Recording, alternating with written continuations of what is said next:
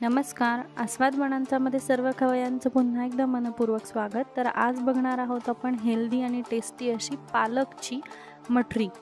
लहान मुलांना आवडणारी अशी पालकची मठरी बनवणार आहे, जी की टेस्टी पण आहे आणि मुलांसाठी हेल्दी पण आहे। तर ती गव्हाच्या पिठापासून बनवतोय। इथे मी 1 कप एवढा गहू घेतलेला आहे गव्हाचं पीठ आणि त्याचबरोबर इथे मी 3 चमचे एवढा रवा, मीठ चवीनुसार आणि त्याचबरोबर पालक एकदम बारीक कट करून धुवून मी वाळवून बारीक कट करून घेतलेला आहे पालक। आणि त्यानंतर त्याच्यामध्ये मी 1 चमचा एवढा ओवा टाकलेला आहे। त्याचबरोबर आपण इथे घीचा वापर म्हणजेच गावरान तुपाचा वापर करणार आहे। जर तुमच्याकडे नसेल तर तुम्ही तेलही यूज करू शकता। मोहन म्हणून मी इथे टाकलेलं आहे आणि ते सगळं काही आपण एकदम व्यवस्थित मिक्स करून घेणार आहे। जेवढं तुम्ही तूप किंवा तेलाचा वापर करता तेवढा तुमच्या मठरी या खस्ता होतात।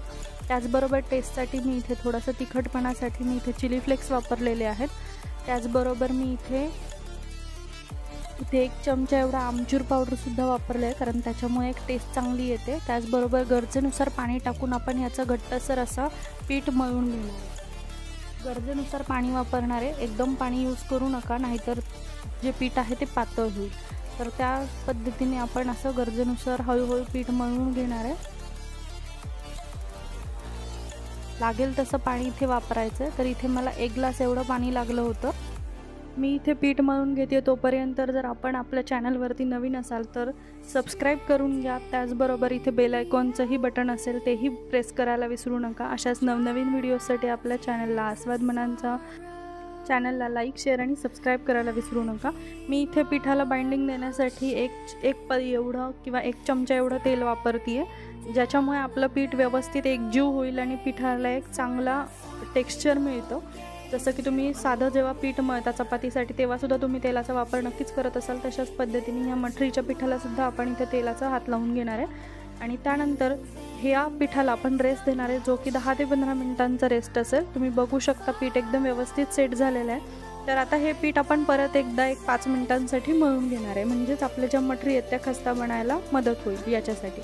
तर आपण हे व्यवस्थित मिक्स करून घेतोय, व्यवस्थित मळून घेतोय आणि त्यानंतर मग आपण हे मठरी लाटायला सुरुवात करणार आहे।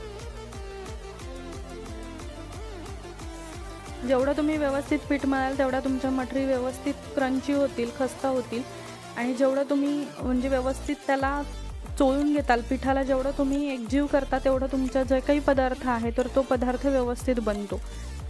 इथे आपण ज्या पद्धतीने चपातीसाठी पोळपाट लाटण्यावरती पिठाच्या सहाय्याने चपाती लाटून घेतो, तशाच पद्धतीने आपण एक मोठी अशी चपाती लाटून घेणार आहे।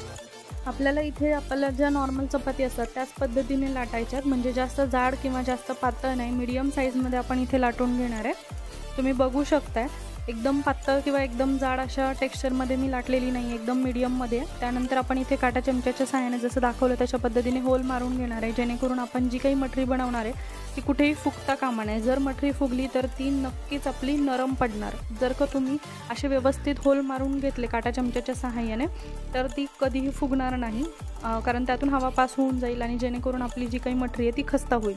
तर त्यासाठी आपण अशा पद्धतीचे होल बनवून घेणार आहे। आणि त्यानंतर एका छोट्याशा वाटीच्या सहाय्याने, म्हणजे तुमच्याकडे जे काही झाकण असेल त्या झाकणाच्या सहाय्याने सुद्धा तुम्ही करून घेऊ शकता। माझ्याकडे छोटी वाटी अवेलेबल आहे, तर त्याच्या सहाय्याने मी इथे व्यवस्थित त्या ज्या काही आपल्या मठरी आहेत त्या कट करून घेते। जसे आपण पुऱ्या बनवण्यासाठी एखादी वाटी सेट केलेली असते तशाच पद्धतीने तुम्ही एखादी छोटीशा झाकणाने सुद्धा करून घेऊ शकता। तर हे व्यवस्थित काढून घ्यायच्यात आणि आपलं एकदम कडकडीत गरम केलेल्या तेलामध्ये मीडियम आचेवरती, म्हणजे मीडियम टू स्लो जरी म्हटलं तरी चालेल, एकदम आधी गरम करून घ्यायचे आणि त्यानंतर ह्या व्यवस्थित तळून घ्यायच्यात। आपल्याला गोल्डन ब्राऊन कलर येईपर्यंत आपण व्यवस्थित त्याला तळून घेणार आहे। अल्टीपल्टी करून घ्यायच्यात। एका साईडने गोल्डन ब्राऊन झाला, थोड्याशा शिजल्या असं तुम्हाला वाटलं किंवा थोडासा कलर चेंज झाला वाटलं तर तुम्ही ते पलटून घेऊ शकता आणि सतत ह्याला हलवत राहायचं, जेणेकरून तेलाचं टेम्परेचर वाढलं नाही पाहिजे। जर तेलाचं टेम्परेचर जास्त झालं तर त्या नरम पडणार। याच्यासाठी सतत हलवल्याने तेलाचं टेम्परेचर व्यवस्थित राहील आणि स्लो गॅसवरतीच या सगळ्या व्यवस्थित आपण तळून घ्यायच्यात। सुरुवातीला आपण तेल गरम केलेलं होतं, त्याच्यामुळे ह्या व्यवस्थित तळल्या गेलेल्या आहेत आणि नंतर एकदम स्लो गॅसवरती करतोय, म्हणजे तेलाचं टेम्परेचर नंतर डाऊन होत जातं, तर त्यामुळे त्या खस्ता व्हायला मदत होती। तर अशा पद्धतीने मी एका बॅचमध्ये हे करून घेतलेलं आहे। आता नंतर परत दुसऱ्या बॅच मी तळायला घेणार आहे। ह्या व्यवस्थित निथळून मी काढून घेते। तुम्ही बघू शकता की त्याचा कलर एकदम व्यवस्थित आलेला आहे आणि पालक असल्यामुळे किंवा पालकाच्या ऐवजी तुम्ही दुसऱ्याही कोणत्याही बनवू शकता, जसं की मेथी असेल किंवा तुमच्या मुलांना जे काही भाज्या आवडत नाहीत तर त्या भाज्या तुम्ही याच्यामध्ये टाकून त्यांना मटरी वगैरे बनवून देऊ शकता, जसं की पराठे. बट हे स्टोअर करून तुम्ही 1 ते 1.5 महिना ठेवू शकता, खाऊ शकता. चहा स्नॅक्स म्हणून सुद्धा तुम्ही खाऊ शकता. जर हा तुम्हाला व्हिडिओ आवडला असेल तर लाईक, शेअर, सबस्क्राईब करायला विसरू नका आणि अशा नवनवीन व्हिडिओजसाठी आपल्या चॅनलला सबस्क्राईब करायला विसरू नका. धन्यवाद.